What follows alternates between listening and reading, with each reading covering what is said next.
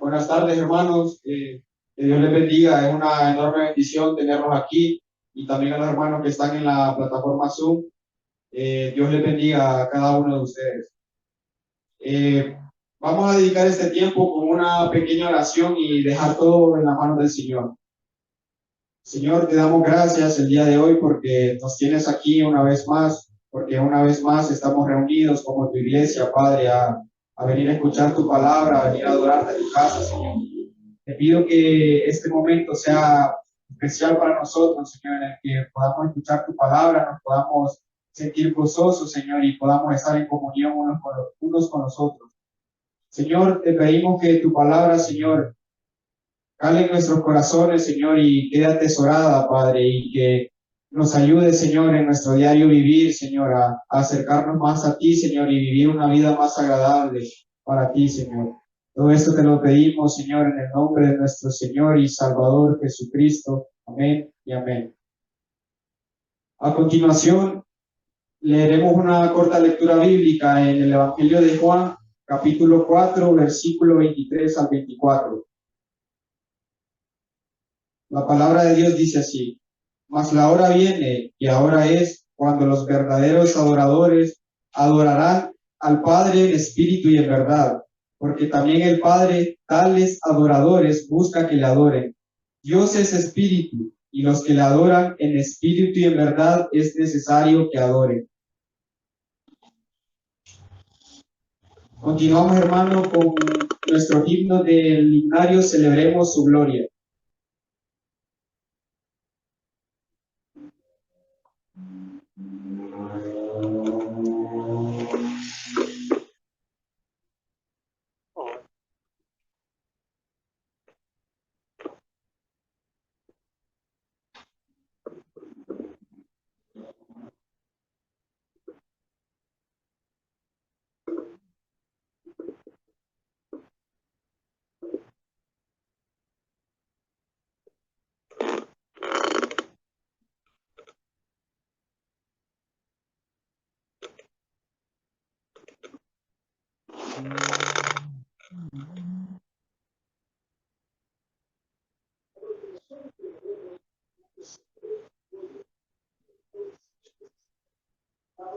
Cuán grande amor.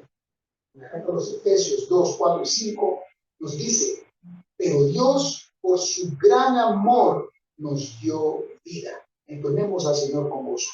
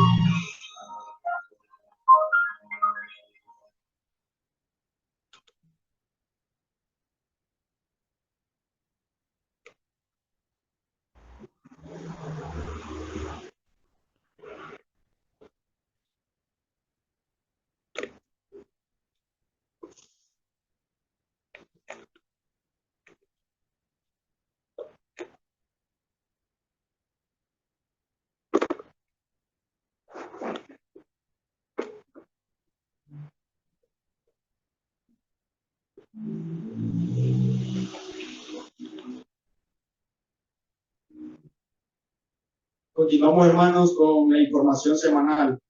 Les invitamos a conectarse mediante la plataforma Zoom este viernes 3 de mayo al culto con gracia a las 7 p.m. No se pierda este mensaje, es de mucha edificación y bendición para todos nosotros. Esperamos que todos estén conectados para recibir la palabra hermosa que tiene la iglesia los viernes mediante con gracia. También les motivamos a asistir al culto de caballeros que se realizará el sábado 4 de mayo a las 7 de la mañana en las instalaciones de la iglesia con el tema Hombría bajo ataque, con el texto clave Romanos 12:2. Les esperamos con un invitado. También recuerde que habrá transporte gratuito y los esperamos a todos los hermanos, los caballeros de nuestra iglesia que nos puedan acompañar ese día para recibir la gratificante palabra del Señor.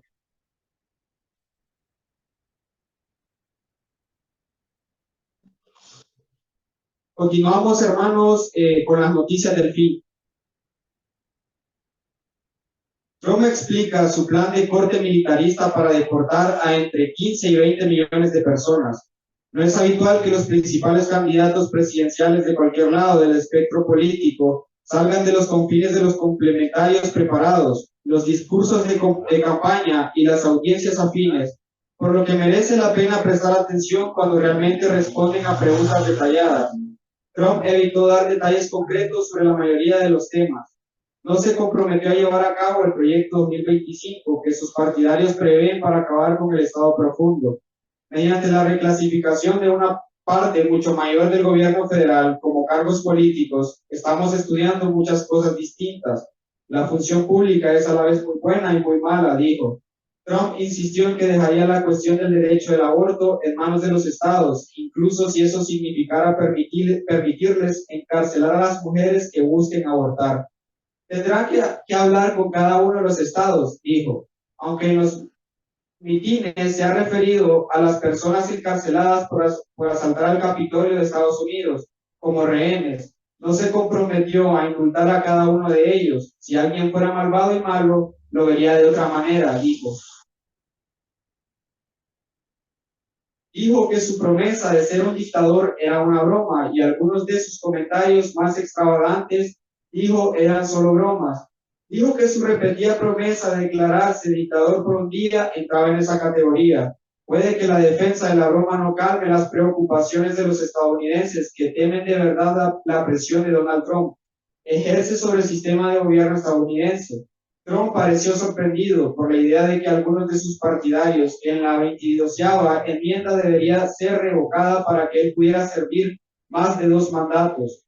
Pero sobre la deportación de millones de personas entró en detalles. El tema sobre el que Trump tuvo más detalles concretos es su plan para deportar a muchos millones de inmigrantes documentados. Trump repitió las falsas afirmaciones de que muchos inmigrantes son expresidiarios o han sido internados en sus países de origen. CNN ha informado que no existen datos que apoyen la idea de que un aumento de inmigrantes impulsa un aumento a la delincuencia. De hecho, la mayoría de los índices de delincuencia violenta en Estados Unidos han disminuido, aunque no utilizó el término despectivo. Trump señaló como modelo la operación Espalda Mojada, la iniciativa de deportación llevada a cabo a lo largo de la frontera con México durante el gobierno de Eisenhower. En 1954, las autoridades fronterizas colaboraron con las fuerzas de seguridad local para, según afirmaron, reunir a más de 1 millón de ciudadanos mexicanos y trasladarlos al lado mexicano de la frontera.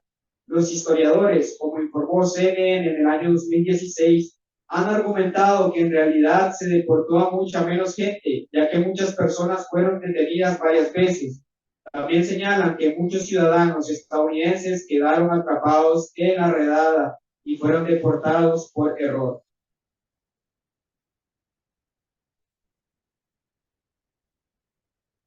Ahora, hermanos, ha llegado el tiempo del diezmo y la ofrenda. Acompáñenme en una corta oración para dedicarle este tiempo al Señor.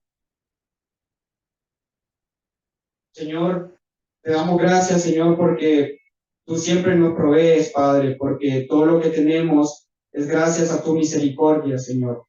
En este tiempo, Padre, permítenos darte, Señor, un poco de lo mucho que tú nos das todos los días, Padre, de todas las bendiciones que tú nos ofreces cada día, Padre, porque si no fuera por ti, Señor, no estaríamos aquí, Señor, ni todo lo que tenemos sería nuestro.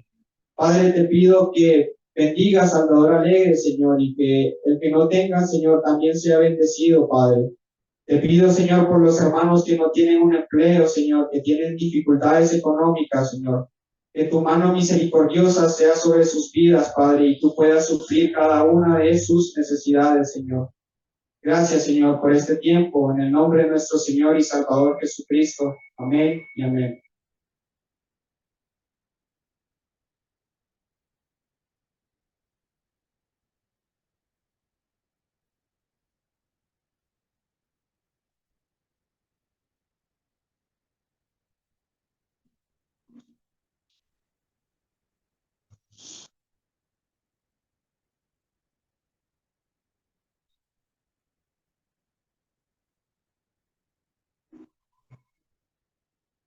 Ahora, hermanos, ha llegado el tiempo de la palabra.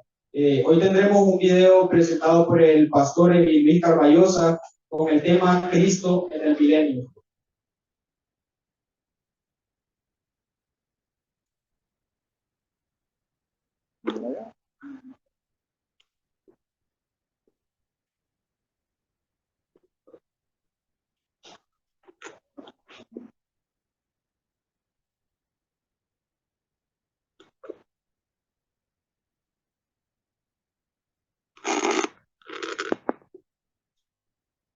Hemos venido aquí a disfrutar la palabra de Dios, a ver juntos y a edificarnos la gloria.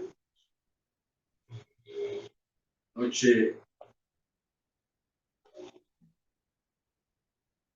comencé hablando de hermenéutica. Muy importante la hermenéutica, la ciencia y el arte por medio del cual interpretamos la palabra de Dios. Y es importante practicar una buena hermenéutica. Toda la Biblia debe interpretarse literalmente. No hay nada de la Biblia que no pueda interpretarse literalmente.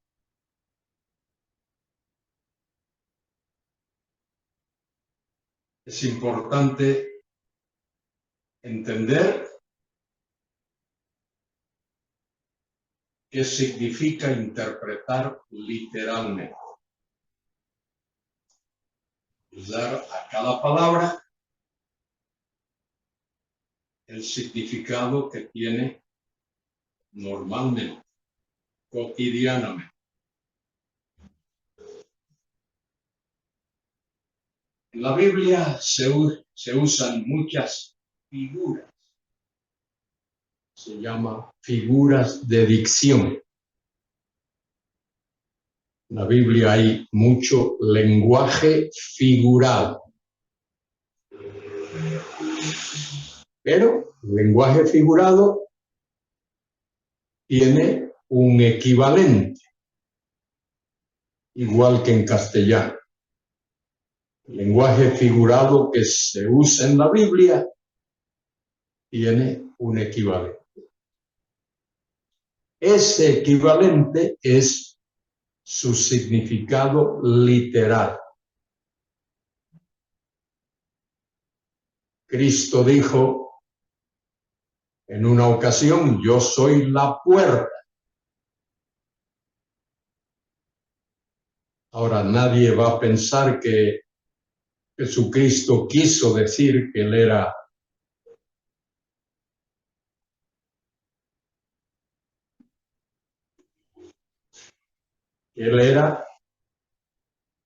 un trozo de madera con bisagra. Nadie pensaría eso.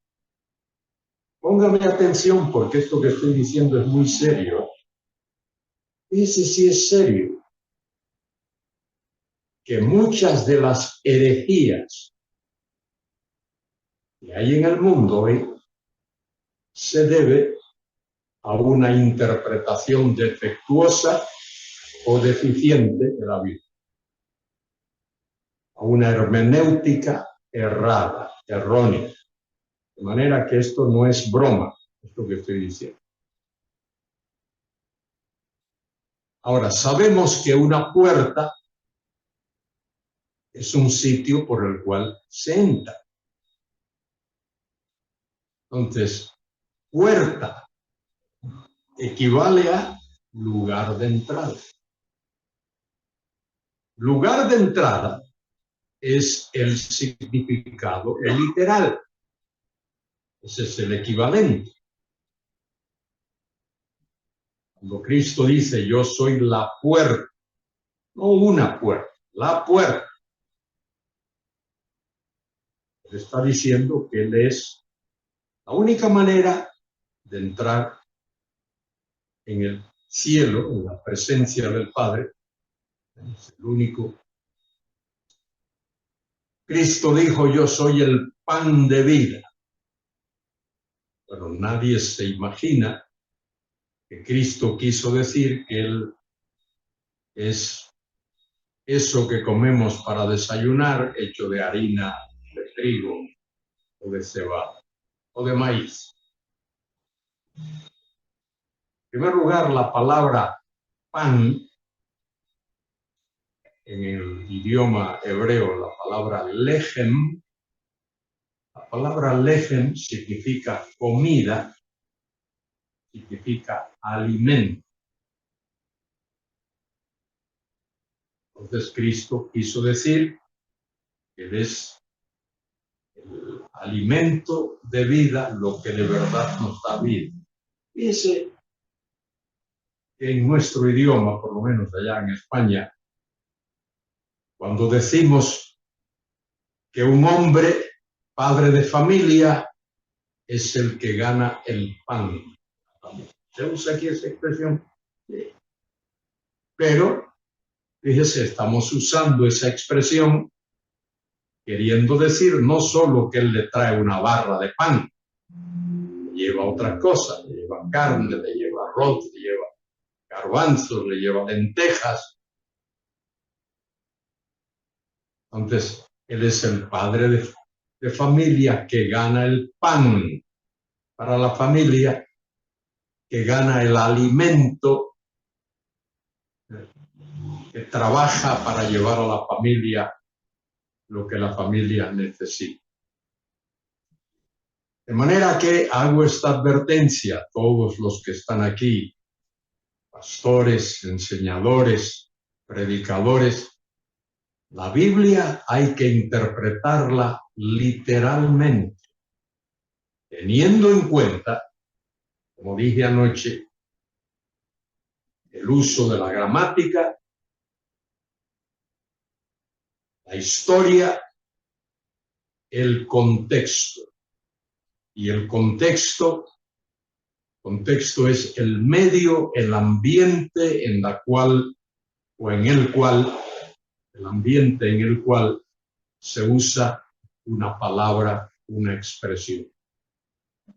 También es importante entender que las palabras pueden cambiar de significado dependiendo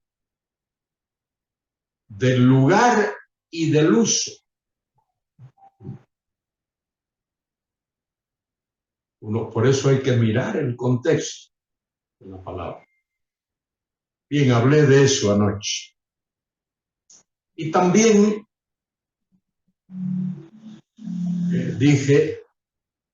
hablé de la gloria. La palabra gloria significa resplandor, brillo, efulgencia. La Biblia habla de la gloria de Dios.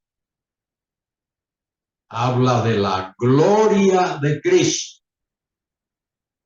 Cuando Él vino a la tierra, seres angelicales dijeron o cantaron, gloria a Dios en las alturas. Gloria a Dios en las alturas. Y en la tierra paz para los hombres de los que Dios se ha agradado. De manera que la palabra gloria tiene que ver con ese resplandor, con ese brillo, con esa efulgencia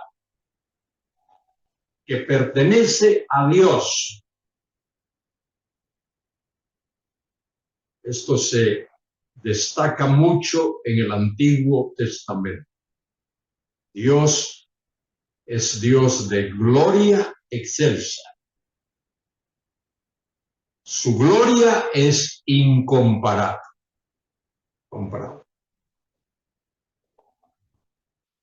Y también hablé de Cristo. La palabra Cristo es una palabra griega que significa ungido. El equivalente en el Antiguo Testamento es Mesías.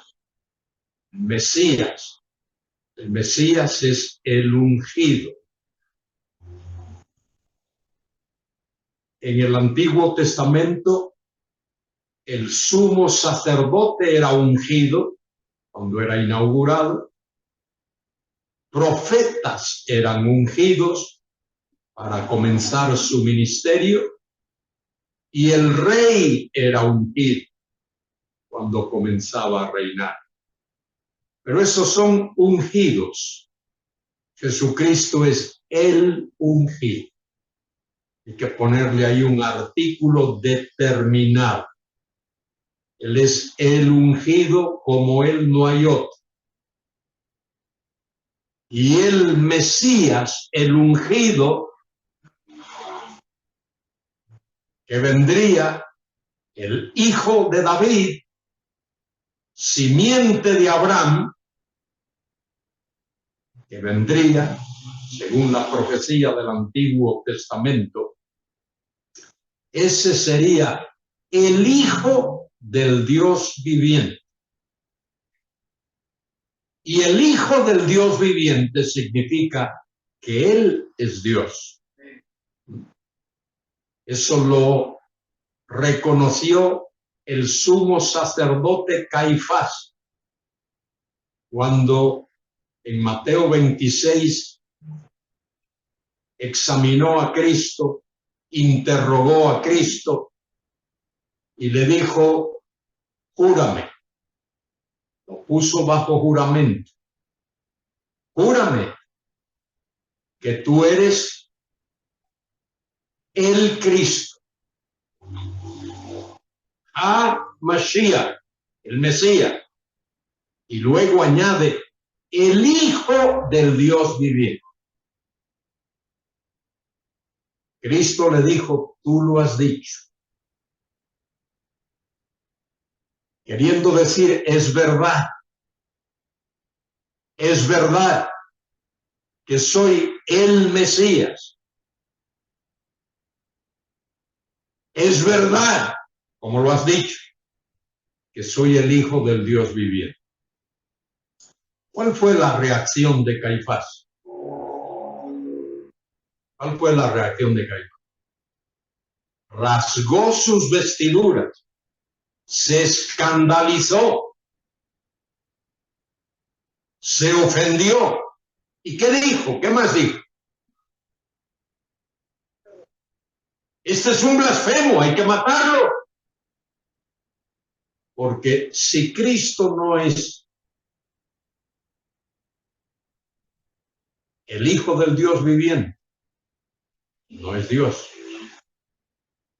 Pero cuando Él afirma que es el Hijo del Dios viviente, está diciendo que Él es Dios. Caifás lo entendió. Hay muchos que no lo entienden. Ahora mismo hay muchos que no lo entienden. Cuando Cristo dice que Él es el Hijo de Dios, está diciendo que eres. Ahora, ¿cómo es eso? Dios tiene un hijo, igual que tú tienes un hijo y yo tengo un hijo. No, Cristo es el Hijo del Dios viviente. Eso habla de una relación eterna. La expresión Cristo es el Hijo del Dios viviente habla de una relación eterna. ¿Cuándo fue engendrado Cristo?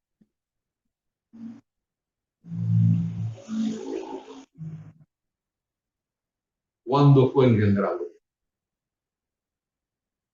Nadie sabe. ¿Cuándo fue engendrado Cristo?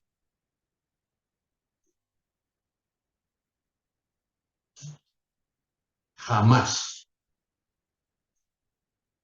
Nunca. Él es tan eterno como el Padre.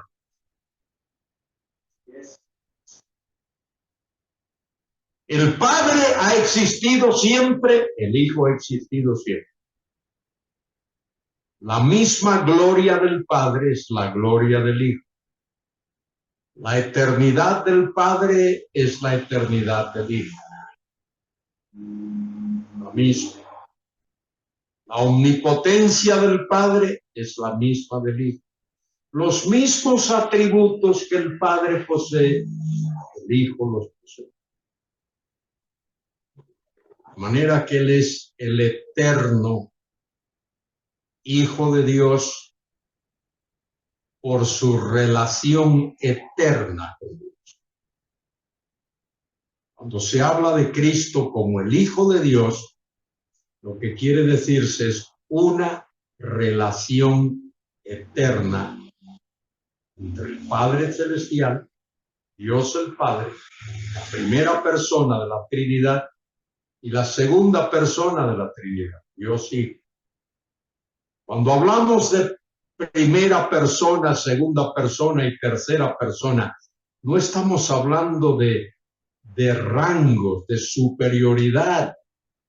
Padre, Hijo y Espíritu Santo son coiguales, consubstanciales y coeternos. Los mismos atributos del Padre y los mismos atributos del Padre y del Hijo son los del Espíritu. Dios es uno, solo uno. No hay más, un solo y único Dios vivo y verdadero. Pero Él es Padre, Hijo y Espíritu Santo. Son tres personas, un solo Dios. Un solo Dios porque hay una sola esencia, hay una sola sustancia eterna. Pero en esa esencia, en esa sustancia eterna, en esa realidad eterna, coexisten tres personas. La persona del Padre, la persona del Hijo y la persona del Espíritu. Y a lo mejor tú dices, yo eso no lo entiendo. Y hay que entender, que comprender, porque eso es difícil de entender. Hay muchas cosas en este mundo que uno no entiende. Nicodemo no entendió lo del nuevo nacimiento cuando Cristo le habló. Cristo le dijo a Nicodemo, tienes que nacer de nuevo. Nicodemo le dijo, ¿cómo? ¿Nacer de nuevo? ¿Cómo puede un hombre nacer de nuevo cuando ya es viejo? ¿Puede entrar por segunda vez en el vientre de su madre y nacer? Nicodemo no se había leído bien el libro de Ezequiel, capítulo 36, 37 y 38, donde se habla allí del nuevo nacimiento. Fíjese, hay muchas verdades del Nuevo Testamento que se enseñan en el Antiguo Testamento. Una de ellas es el nuevo nacimiento. Los hombres del Antiguo Testamento, hombres y mujeres del Antiguo Testamento, que fueron salvos, todos nacieron de nuevo. No se puede ser salvo sin haber nacido de nuevo. La regeneración. Los profetas del Antiguo Testamento eran llenos del Espíritu Santo. El Espíritu Santo podía residir en una persona del Antiguo Testamento. En realidad, cuando lo estudias bien, el único ministerio del Espíritu Santo que nunca ocurrió en el Antiguo Testamento fue el bautismo del Espíritu Santo. Eso no ocurrió. En el Antiguo Testamento nadie fue bautizado con o por o en el Espíritu Santo. El bautismo en, con o por el Espíritu Santo es exclusivo del Nuevo Testamento y particularmente exclusivo de la dispensación de la Iglesia. Como la Biblia lo manda, es sumergido en el nombre del Padre, del Hijo y del Espíritu. Porque bautizar significa sumergir. Porque bautizar es un cuadro de muerte y de resurrección. Algunos dicen, bueno, si uno rocía a alguien. Yo no he visto jamás que a alguien se le entierra cuando se muere, rociándole un poquito de tierra por encima. Esto no lo he visto en ninguna cultura. Entonces tenemos que entender eso. Tenemos que entender que la hermenéutica, el único sistema de interpretación bíblico válido, es la interpretación literal, la hermenéutica literal. Así es como se interpreta la Biblia. No figuradamente, no alegóricamente, no metafóricamente. La Biblia hay que interpretarla literalmente. Y cuando uno interpreta la Biblia literalmente, la Biblia tiene sentido. Biblia tiene sentido cuando uno la interpreta literalmente. Quiero repetir, teniendo en cuenta que hay figuras de dicción en la Biblia, pero las figuras todas tienen un equivalente. Esta es la figura, igual a, este es el equivalente, igual a significado literal. Yo uso la ilustración de lo que hacen los niños cuando llegan a casa. Le dicen a la mamá, mamá, me estoy muriendo de hambre. Bueno, la mamá no llama a la ambulancia. La mamá va a la cocina y le sirve un plato de comida al muchacho. Porque cuando uno dice en castellano me estoy muriendo de hambre, quiere decir es igual a tengo mucha hambre. Cuando uno dice en castellano me estoy muriendo de sed, morirse de sed igual a tener mucha sed. Me estoy muriendo de frío, igual a tener mucho frío. Ese es el significado literal. Y hay que practicar una buena hermenéutica. ciencia y arte de la interpretación. Por no practicar una buena hermenéutica, han surgido a lo largo de los siglos herejías,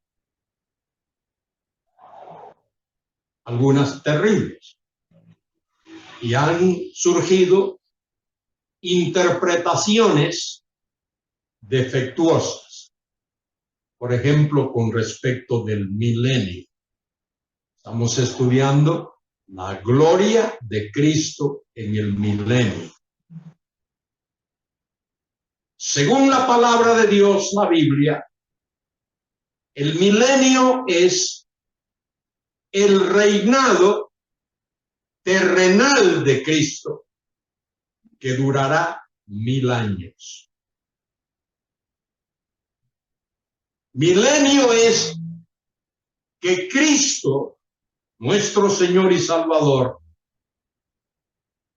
regresará a esta tierra en la cual tú y yo vivimos y en la cual Él vivió y murió. Y Él regresará para reinar en esta tierra 1000 años.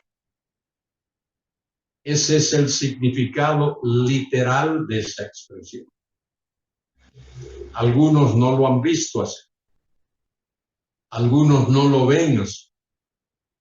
Hay un grupo de teólogos, algunos magníficos teólogos. A mí me gusta leer a Louis Berkhof, teólogo reformado, fantástico teólogo. Pero Louis Berkhof es amilenarista. Louis Berkhof no creía que Cristo volvería a la tierra a reinar por 1000 años. Y otros, como él, han creído y han enseñado lo mismo. Esto se extiende hasta San Agustín de Hipona. San Agustín murió en el año 430 de nuestra era cristiana, siglo V. Y San Agustín dijo que él no creía en el milenio porque el milenio era algo muy carnal. El milenio era algo muy material. San Agustín entendía el reinado de Cristo como algo espiritual. Bueno, ahí hay un error, ya de hecho hay un error, porque eso es decir que carnal o físico y espiritual son incompatibles. Si lo físico y lo espiritual fuesen incompatibles, entonces miren, ningún cristiano podía ser espiritual. Ya. Porque todo cristiano, veo al hermano, yo lo veo físicamente, pero tienes un cuerpo material. Entonces, tú no podrías ser espiritual porque eres material. No, es que no, eso no es así. Cosas físicas pueden ser espirituales. Cuando participamos del pan y de la copa, participamos de cuestiones físicas. El pan lo podemos tocar, lo podemos oler, lo podemos masticar y tragar. Pero estamos hablando de una verdad espiritual. Entonces tenemos que hacer esas diferencias. Y para hacer esas diferencias tenemos que leer, tenemos que estudiar, tenemos que preparar. Además, fíjese en esto. Hay como 3, quizá 4 grupos de amilenaristas. No solo uno. Premilenaristas, fundamentalmente un solo grupo. Los que creen que Cristo regresará visiblemente, gloriosamente, físicamente a la tierra, a esta tierra para reinar. Todo premilenarista cree eso. Pero hay milenaristas que creen, fíjese, que el milenio se está cumpliendo en el cielo ahora. Que cuando un cristiano muere y va a la gloria, va al cielo, allá va a participar del reino. Y para ellos ese es el milenio. Eso significa que ningún cristiano que esté en la tierra participa de ese reino. Todavía no le ha llegado la hora, no ha llegado allá. Entonces esa es una postura amilenarista, que el milenio tiene que ver con los cristianos que parten a la eternidad y van al reino celestial. Ese es el milenio. Hay otros que dicen que el milenio es la iglesia aquí en la tierra. Y ahora mismo la iglesia en la tierra está cumpliendo lo que la Biblia dice del reino.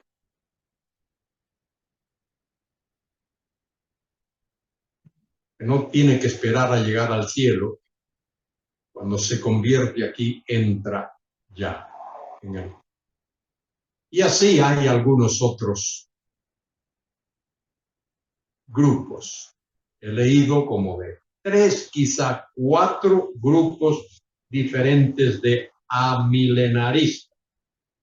Porque hay otros que dicen que nada, que ni en el cielo ni en la tierra, que el reino es una idea que no, el milenio es una idea que no tiene que ver ni con la tierra ni con el cielo. Eso es solo una idea.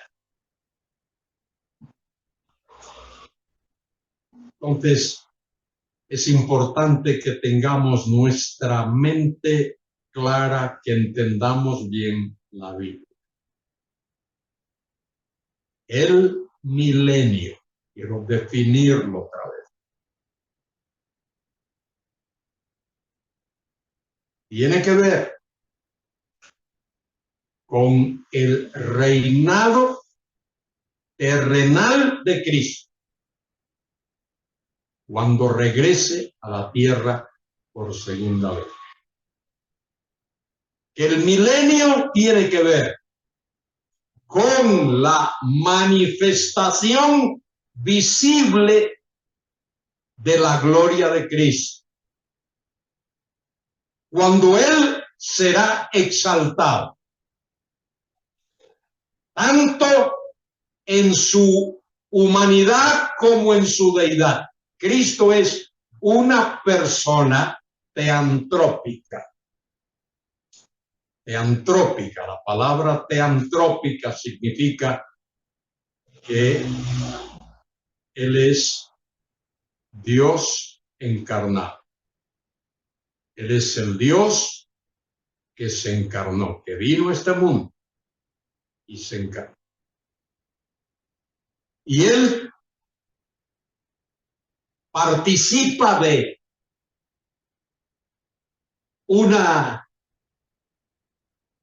un carácter como ningún otro ser. Él es Dios encarnado, el Verbo. Fíjese, el evangelista Juan dice, en el principio, el Verbo era. Dicho sintácticamente un poquito diferente, el Verbo era en el principio.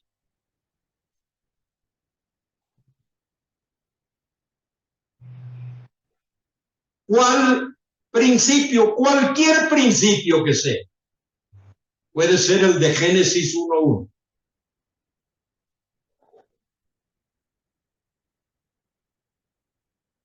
Pero cuando quiera que haya sido el principio, el verbo ya era. Esa es la fuerza. Mire, ese es un ejemplo. Aquí tenemos de lo que es la hermenéutica.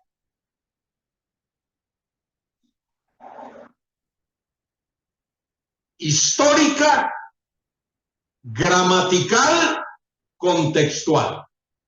Y aquí podemos ver la hermenéutica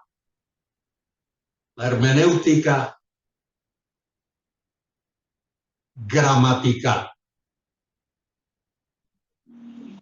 El aspecto de la gramática en la hermenéutica. El verbo era. La palabra era es el tiempo imperfecto del verbo ser, que habla de una acción continua en el pasado. El verbo era en el principio. Cuando quiera que el principio haya tenido lugar, el verbo ya era. Ya existía, ya era. Y Juan añade una segunda frase u oración. Y el verbo era con Dios. Era, otra vez, ahí usa el misma palabrita, era. Tiempo imperfecto del verbo ser. Era con Dios, significa que padre e hijo podían mirarse cara a cara, por así decir, a los ojos y hablar. Desde la eternidad. Y Juan termina ese versículo diciendo, y el verbo era Dios. No era un Dios, como dicen algunos herejes. El verbo era Dios. Y no hay otra manera. Mire, esa es la manera. La Reina Valera traduce ese versículo de la manera más correcta que hay. No se puede traducir de otra manera.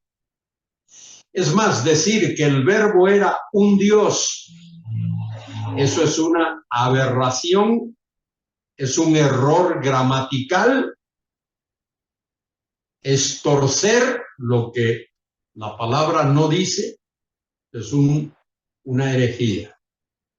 Porque en el idioma griego no existe el pronombre indefinido. Hay pronombre definido, el, la, lo. Y hay pronombre indefinido, un, una, un. Pero en el griego no existe un o una, no existe. Es que no hay.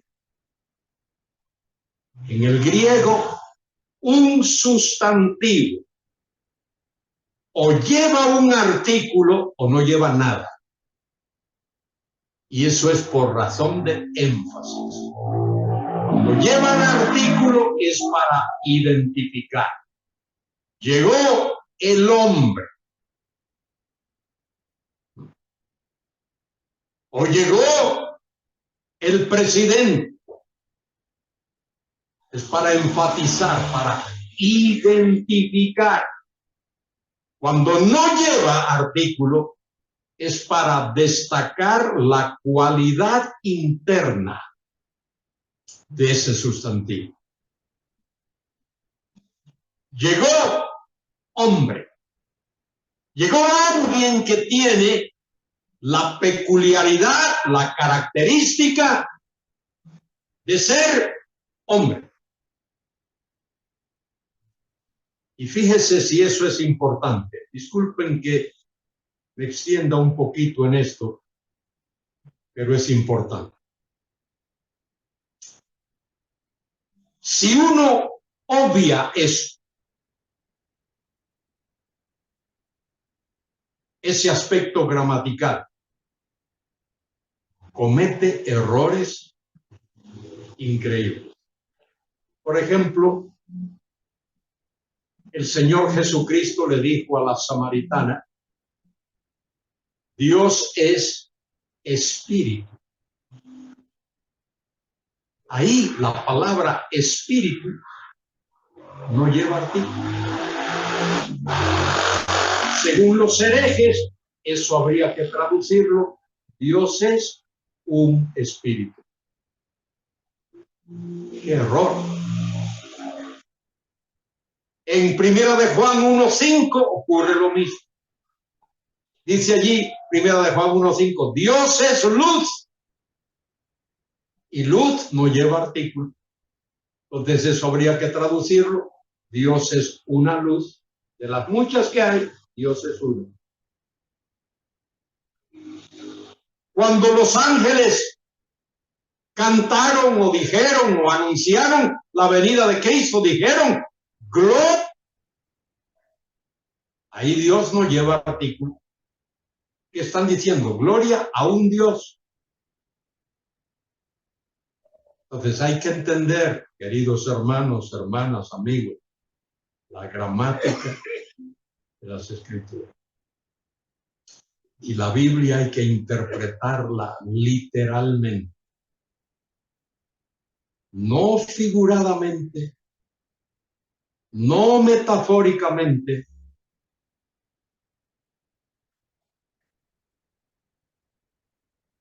no simbólicamente. Hay que interpretarla literalmente. Anoche veíamos cómo Isaías dice allí en el capítulo 11 que viene el día cuando un becerro y un león comerán juntos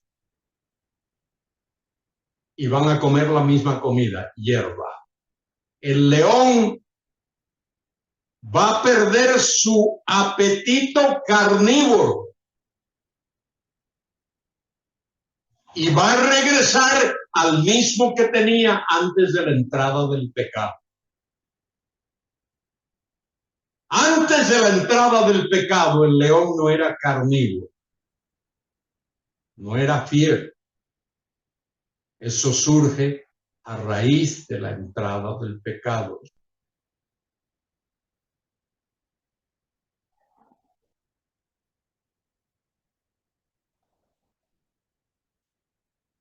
Un niño va a poder jugar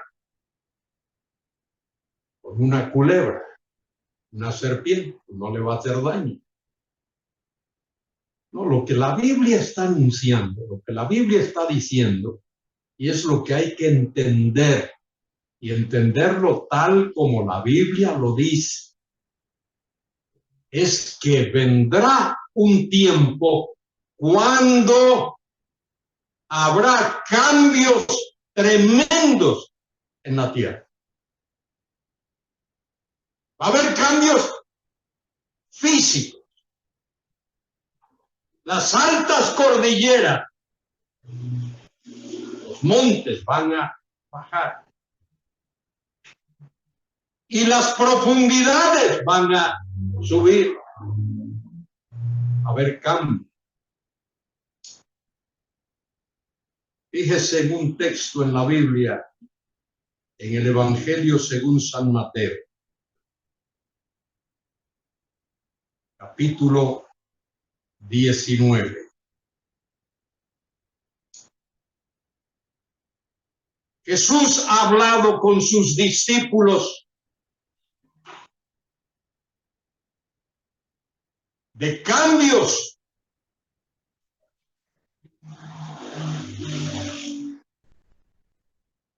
y en el capítulo 19, esos versículos, el apóstol Pedro se le ocurre preguntarle a Jesús: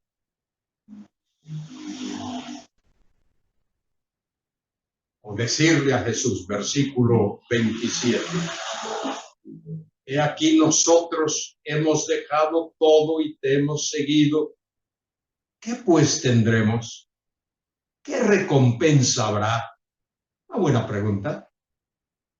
Jesús le dijo, de cierto os digo que en la regeneración.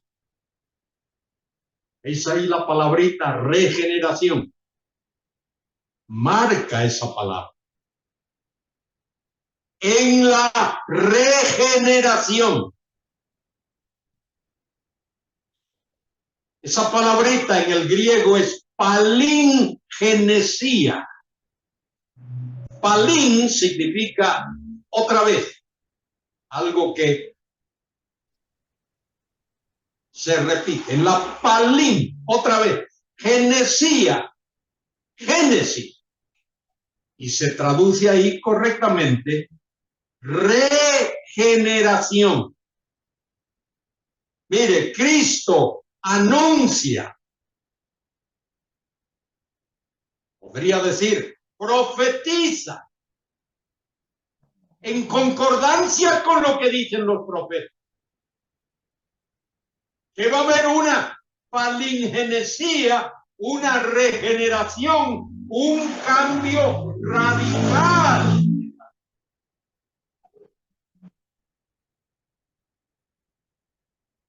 Ahora, fíjese, después de la palabrita regeneración, hay una coma.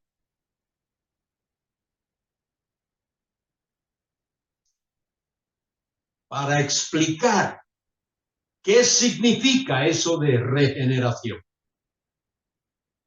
La frase que sigue es lo que se llama una frase epexegética.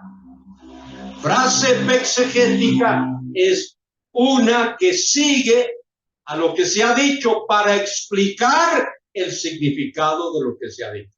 Miren lo que será la palingenesia. Esto es, cuando el Hijo del Hombre se siente en el trono de su gloria. El Hijo del Hombre, hasta el día de hoy, el Hijo del Hombre es Jesucristo. Ese es uno de sus nombres. Tiene una connotación divina. Cuando el Hijo del Hombre, el Mesías, el que vino a este mundo,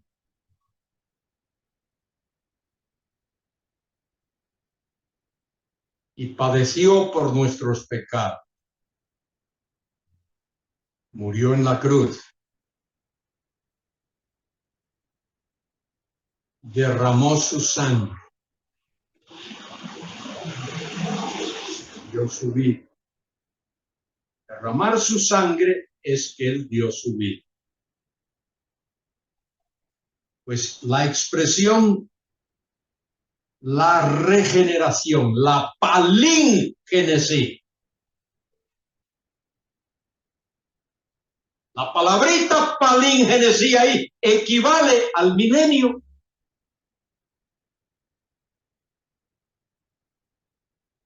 Es una manera de hablar del milenio, de lo que va a ocurrir en esta tierra. Los cambios que habrán en esta tierra. Cuando el Mesías venga a reinar. Cristo lo llama palingenesia, la regeneración. Habrá una regeneración, un renacer, cambios radicales. Cambios radicales.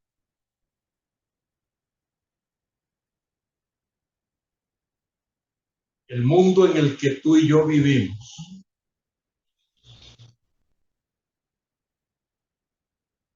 se caracteriza por la injusticia, la violencia, la muerte. En la palingenesia no habrá injusticia.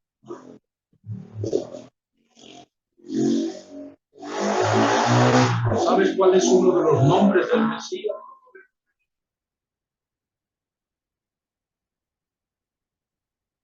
Lo dice Jeremías, creo que es 23:6. Fíjate ahí lo que dice Jeremías 23:6.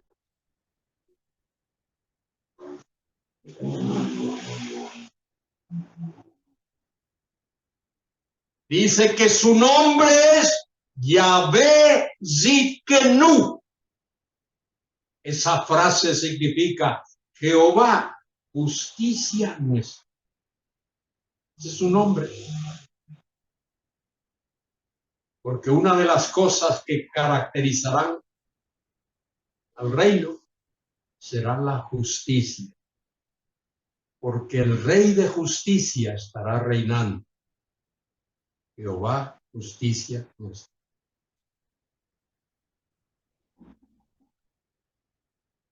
Y esa palingenesía se caracterizará también por la paz. Paz. Shalom. Shalom.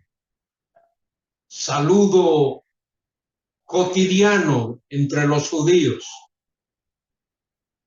Hoy cuando uno encuentra al otro, cuando tú le dices buenos días a tu amigo, buenos días al otro, hola, ¿qué tal? Ellos dicen shalom.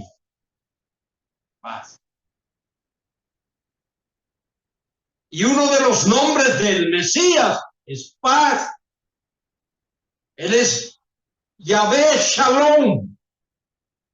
Jehová nuestra paz. Yahvé Shalom.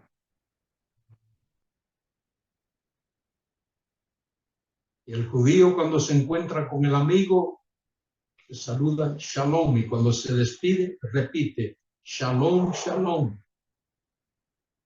Shalom, Shalom. Justicia y paz. Y la otra característica del reino será santidad.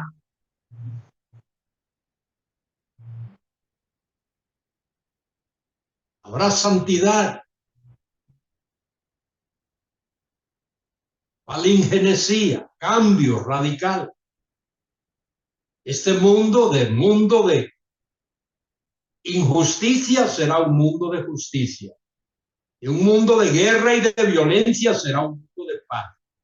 De un mundo de maldad y de pecado será un mundo de santidad. Por eso es que la milenarista está equivocado cuando dice, no creo en el milenio porque es una situación carnal, es una situación física. Amigo, hay muchas verdades, para usar la expresión espiritual, en el milenio.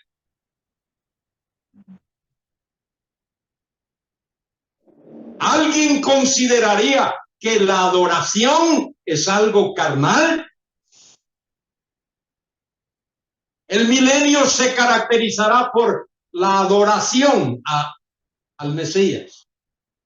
Lo dice ahí en Zacarías 14, que vendrán a Jerusalén a adorar al Rey.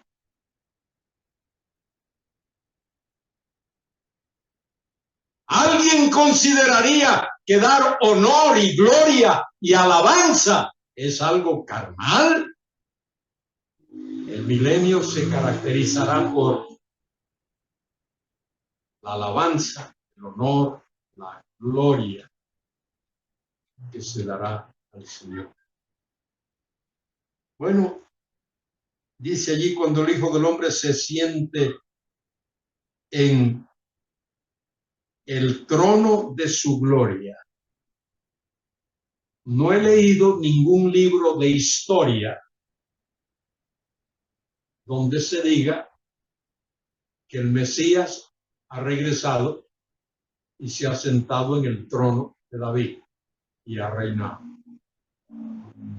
El Señor Jesucristo dice que Él ha de regresar y se ha de sentar en el trono de su gloria. Voy a leer un pasaje antes de terminar. Hoy sí tengo el reloj ahí, puedo guiarme y no pecar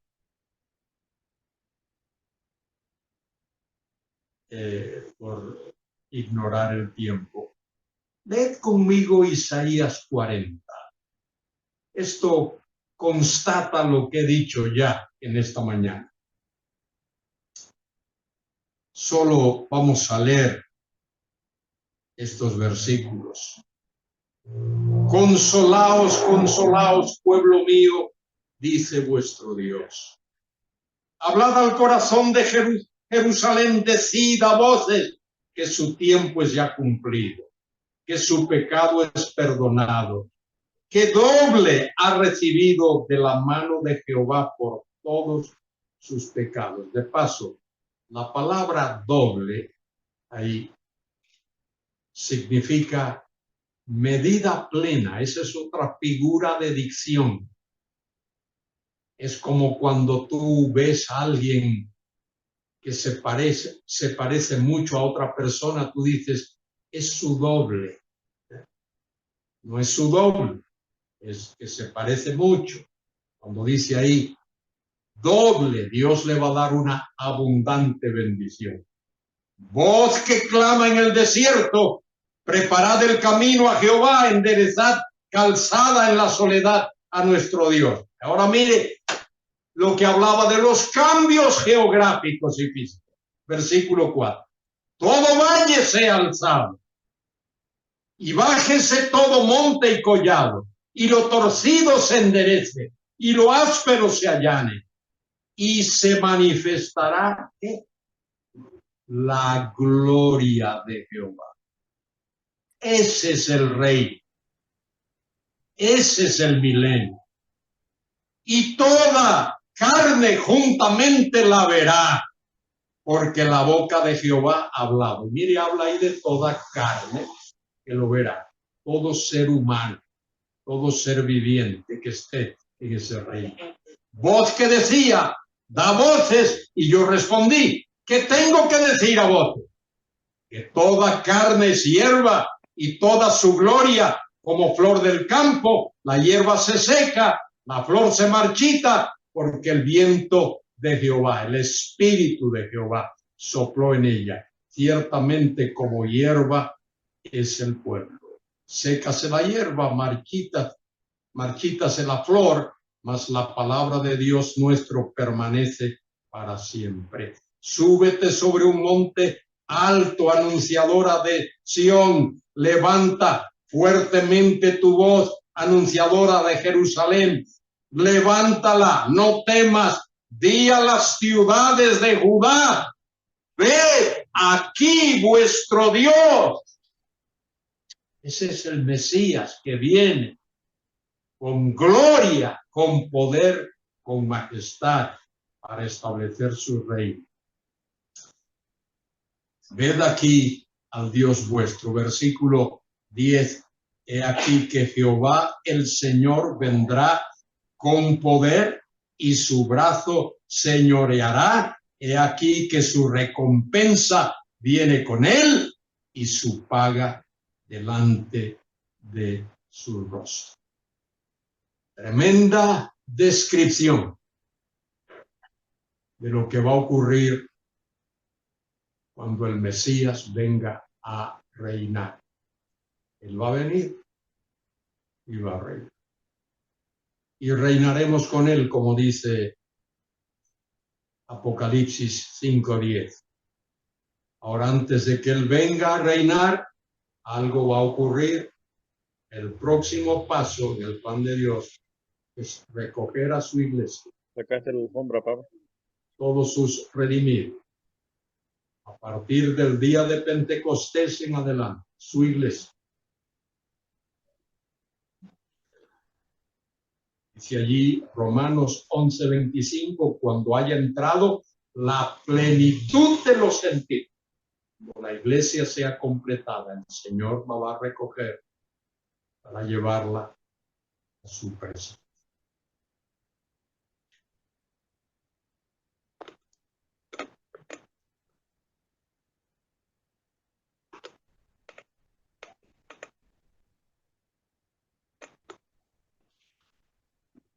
hermanos, estamos despedidos. Espero que esta palabra haya sido edificante para todos nosotros. Acompáñenme en oración para despedir este momento. Señor, te damos las gracias porque nos tuviste aquí una vez más, Señor, porque pudimos, Señor, estar en comunión, Señor, los unos con nosotros. Padre, gracias por esta palabra que escuchamos, Señor, porque ha hablado en nuestros corazones, Padre, y porque nos ha enseñado verdades, Señor, que tú las has propuesto desde de antemano, Padre. Señor, te pido que nos lleves con bien, Señor, a todos a nuestros hogares, Padre, que protejas en el camino, Señor. También, Señor, a los hermanos que se conectaron en la plataforma Zoom, Señor, bendíceles, Padre, y que nos puedan acompañar más hermanos, Señor, en estos cultos que son tan edificantes para nuestras almas. Gracias, Señor, por ese tiempo. Bendice a cada uno de los que estuvimos presentes. En el nombre de nuestro Señor y Salvador Jesucristo. Amén y amén. Dios les bendiga, hermanos.